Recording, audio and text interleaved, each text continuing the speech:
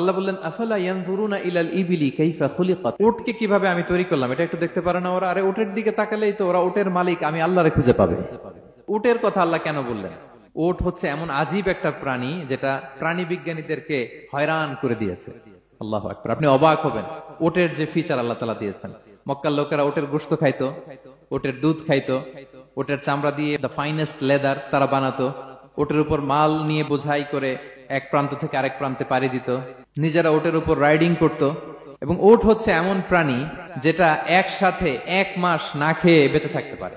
1 মাস পানিও খাওয়া লাগবে না, খাবারও খাওয়া লাগবে না। প্রাপ্তবয়স্ক একটা উট একসাথে 200 লিটার পানি খেয়ে ফেলতে পারে। এবং উটের পেটের ভিতরে একটা স্পেশাল ওয়াটার চেম্বার আছে, ওই চেম্বারে রেখে দেয়, যখন লাগবে ওইখান থেকে নিয়ে নিয়ে বেঁচে থাকে।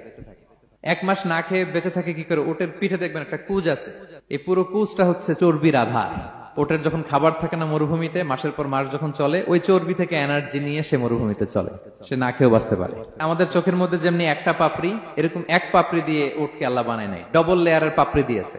কারণ মরুভূমির মধ্যে চলতে পথে লু হাওয়া থাকবে, মরুভূমির সাইমুম, বালুর ঝড়, এই ঝড় মোকাবেলার জন্য, লু হাওয়া মোকাবেলার জন্য ডবল লেয়ারের চোখের পর্দা। একটা পর্দা ফেলে রাখে আর একটা খুলে সে হাঁটতে থাকে, তার কিছুই হয় না। সুবহানাল্লাহ। আমাদের 98 ডিগ্রি ফারেনহাইটে স্বাভাবিক তাপমাত্রা, তাই না? 99 ডিগ্রি হলে আমাদের জ্বর, 100 ডিগ্রি হলে জ্বর, 101, 2 সর্বোচ্চ আমরা সহ্য করতে পারি। এর বেশি যদি হয়, 103 ডিগ্রি হলে বেহুশ হয়ে যায় মানুষ। 4 ডিগ্রি হলে আমাদের দেহের ভেতরে যে কোষগুলো আছে এগুলো মরে যায়। কিন্তু একটা উট মরুভূমির তাপমাত্রায় প্রতিদিন 104 ডিগ্রি 5 ডিগ্রি তাপমাত্রা সহ্য করে খুব স্বাভাবিক উট চলতে পারে, তার কিছুই হয় না।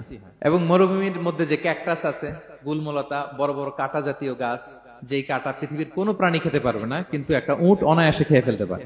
উটের জিহ্বাকে এবং পাকস্থলীকে আল্লাহ এমন স্পেশালি মেড করেছেন, যত কাঁটা দিবেন খেয়ে সাবার, ওর কিছুই হয় না। সুবহানাল্লাহ বিহামদি।